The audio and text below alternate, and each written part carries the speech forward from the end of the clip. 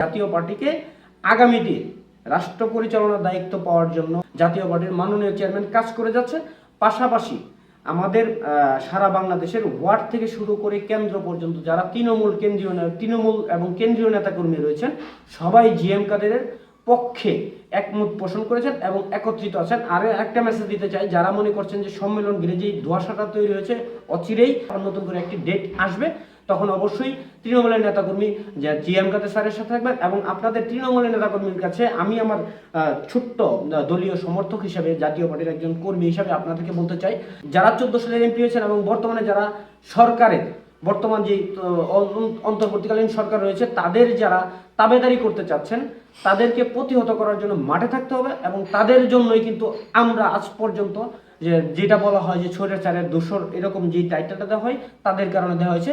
আজকে কিন্তু পরিষ্কার হয়ে গেছে যে কারা এই দলটাকে ভাঙন করতে চায়, কারা এই দলটাকে নিয়ে খেলতে চায়, কারা স্বার্থ হাসিল করতে চায়।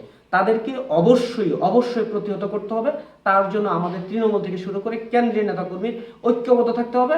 এবং তাদেরকে যদি আমরা প্রতিহত করতে পারি এবং তাদেরকে যদি সঠিক জবাবটা দিতে পারি, তাহলেই ইনশাল্লাহ জাতীয় পার্টি ঘুরে দাঁড়াবে এবং বর্তমান মাননীয় চেয়ারম্যান জিএম কাদের স্যারের নেতৃত্বে ইনশাল্লাহ আমরা এগিয়ে যাব। সেই প্রত্যাশায় আজকের ভিডিও এখানেই শেষ করছি। পরবর্তীতে দেখা হবে। সেই পর্যন্ত ভালো থাকুন, সুস্থ থাকুন। আল্লাহ হাফেজ।